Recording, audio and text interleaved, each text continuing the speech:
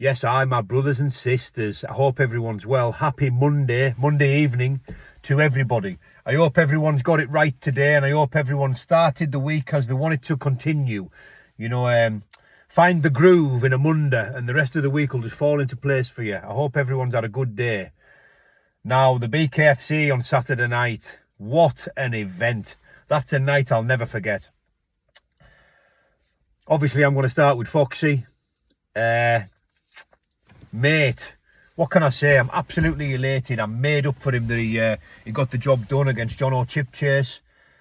That's the Foxy there that I've been desperate for the BKFC to see, for everyone to see. That's the Foxy that you get in the gym, sharp, focused, switched on, busy, in and out, making you guess. Like, he always comes just for a tear-up, and he's never really had the opponent for the tear-up. So now he's had the right man in front of him, someone who's coming for war. And he shined.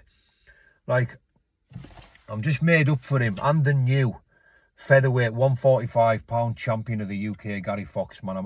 I'm over the moon for him. Buzzing. On the ring walk, when I was trembling. I've never ever trembled like that before, before anything's ever happened to me, before I've fought anyone, no matter what's ever going down. I've never trembled like that before. On the ring walk. The only way I knew how to contain it, I just burst into shadowboxing. It's the only thing I knew what to do to try and channel some of this nervous energy, which was just coming out physically. I was shaking, man. I couldn't believe it. I was shaking. I started shadowboxing, and like I say, he fought exactly how he said he was going to fight. That was exactly the plan for him, to do exactly what he done. What he does in the gym. Forget the tear up, forget not using your head, sharp and switched on. And that was the pattern of the fight. That was, for me, in my opinion, of course, you can never say never in a fight, especially with John O. But that was the pattern set for the fight. If you watch any of these bare knuckle fights, you can pick the winner in the first round in 80% of these fights, and that's true. You watch them. 80% of the fights, you can pick the winner in the first round.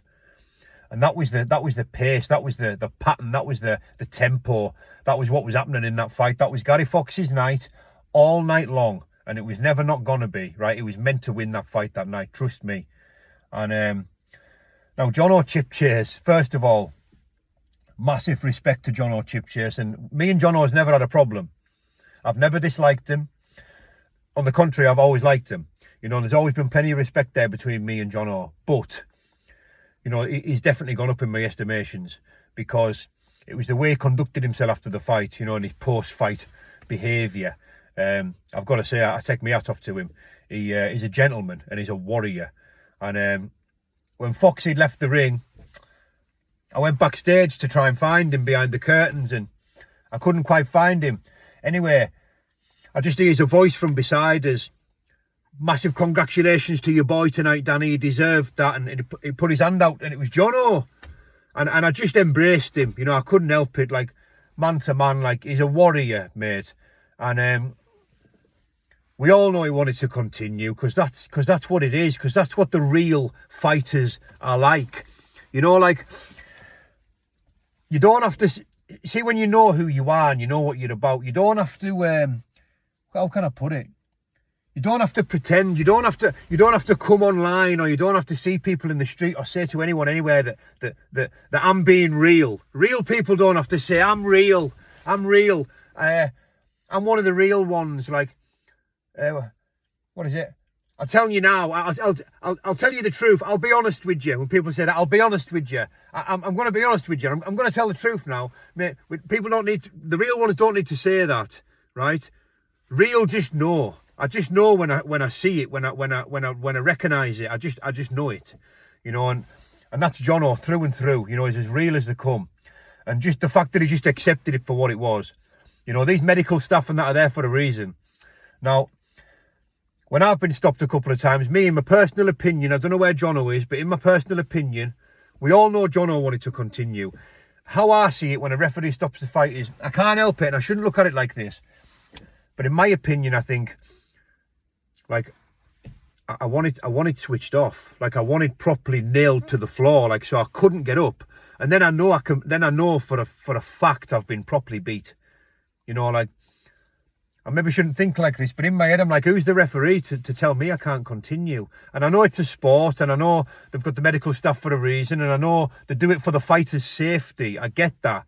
But we always want to continue. You know, like, it's just how it is. Like, it's my body. It's up to me. You know, if it was a straightener or if I was fighting for my life, like, I would be keeping going. Like, that's what we want to do. And that's how I see it. But I get it, and it is what it is. And I get Jono's frustration, but he accepted it for what it was. And listen, that was an incredibly bad cut. You know, I seen it with my own eyes. I was 6 inches away from it. It was very, very deep, and it was from brow to beak, right? It was a bad cut, and his nose looked severely broken. Now, that wouldn't have discouraged Jono, but like I say, this medical staff and that are there for a reason. You know, you can't have people bleeding to death, you know, on live telly. But listen, I meant what if Jono's watching this. In fact, I'll tag Jono in this. He's got a YouTube. Go over and I'll put his link in the description. Go over and give Jono a follow. He puts good content on there. Jono, I meant what I said to you after that fight. You come up and have a day anytime you want, whenever you're healed up, mate. I can put you up.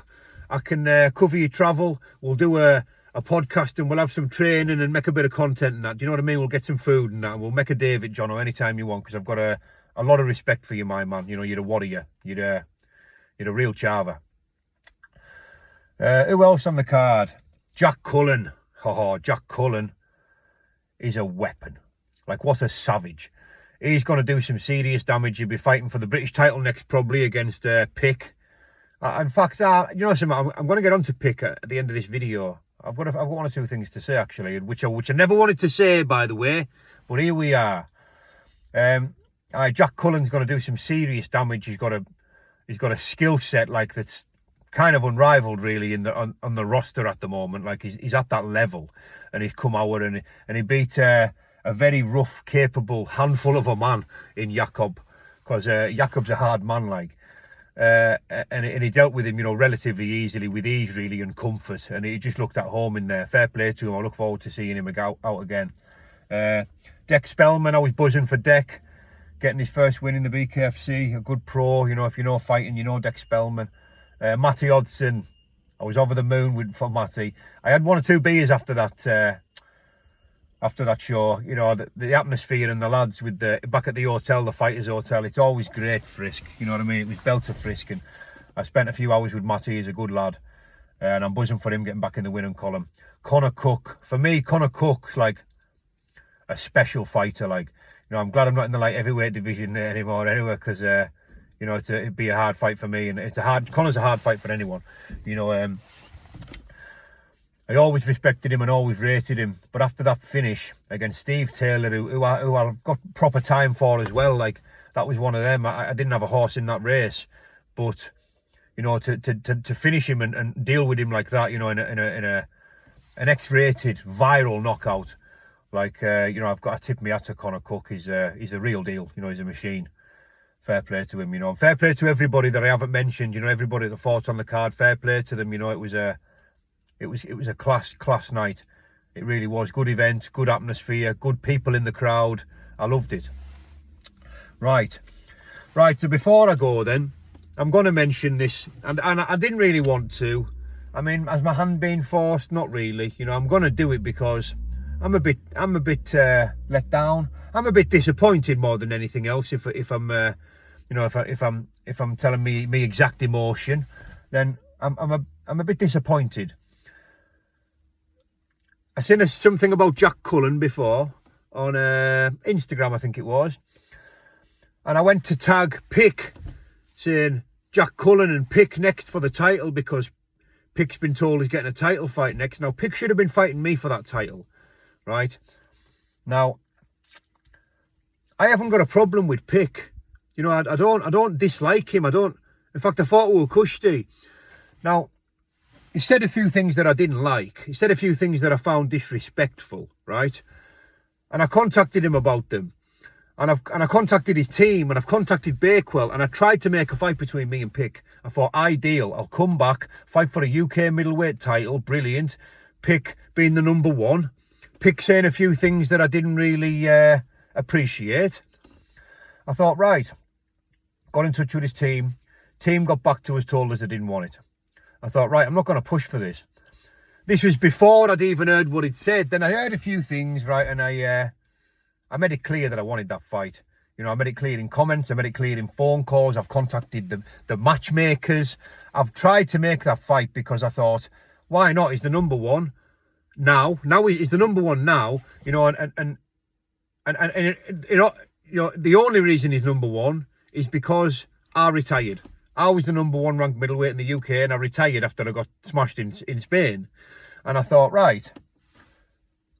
So Pick was the number one. So I thought, right, I'll come back, I'll fight the number one, title up. You know, surely with the two best lads in the middleweight, we'll fight for a title. Well, Pick can fight Jack Cullen now for the title and see how he gets on. And good luck to him, and I wish both of them all the very best. But I tried to tag him. That's what I was going down to. I tried to tag him on Instagram. And I couldn't find him, and I thought, that's weird. Couldn't find him. Then I thought he's maybe off Instagram or something. I said to my lass, like, have a look for Pick. Has he come off Insta or something? Or she typed him in, and there he was. He'd blocked me. Like, I don't know whether to laugh or flip. Like, what is it with this world today? Like, I didn't even think we had a problem, Pick. Like, you didn't want the fight, fair enough. You keep saying, I've never said no to a fight. I've never said no to a fight. Mate, I was on the phone to you 2 weeks ago. You told me that you didn't want that fight. Like, there's no shame in saying you don't want to fight. Like, if you don't want to fight, you've got your own reasons. That's fair enough. But don't say that you've never said no to the fight when you've said no. Like, I spoke to Bakewell on Saturday. I told him that the fight that should have been getting made was me and you for the title. He agreed. And he knows that that fight can't be made. Why? For whatever your reasons are. Like, listen, I spoke to, you know, your team again. Your team have said you didn't want it. Now, Pick, you got asked in your post-fight interview at the end of your last fight about me. Do you want to fight me? The last thing you said was a fight you were looking forward to. Then when I've got on the phone to you, you said it was a fight you didn't want. Did you or did you not say it was a fight you didn't want? Like, and now you've blocked us, and I can only surmise that you've blocked us because I kind of subtly mentioned there was a fight that I wanted at middleweight the other day, and that fight couldn't be made, and that fight can't be made, so we've moved on. Because we've had to move on, because I'm here to fight the best people. So we've got a good fight made at welterweight now. So I just can't get my head round why a fighter would block another fighter when they haven't got a problem. Like, where's like the masculinity these days? And I looked on what's it called? The blue one. Facebook. I looked on Facebook, and he'd unfriended me. Like, see, round here, when we were growing up, you unfriended someone by giving them a smack in the mouth. Like, not unfollowing them and unfriending them and blocking them on social media like Pick fucking Sardine. Like, what's the matter with you? Pick Sardine. Mate, this is a video I would have rather not made, but, like, what's the matter with you? Like, why couldn't we have just had a fight for the title and that was it? Like, blocking us on Instagram, mate. Like, get a grip of yourself, mate. Like, you know something, I look forward to seeing you person to person and just asking you what exactly your problem is. Like, what is it? Blocking people on. Don't, lads, don't block other fighters. Like, fighters, fighting men. Do fighting men block fighting men on social media? Like, yes or no? Is it just me? Have I been shot out from a twilight zone, a different dimension? Like, is that what people do nowadays? And am I just stupid? Like, or what? Like, mate, blocking people. I don't know what to say anyway. Pick the mauler. It's a fucking moron, more like. Good luck with Jack Cullen anyway. And good luck to everybody and anybody, and all the best. Have a beautiful Monday evening. Ta-ra for now, brothers and sisters. Big love.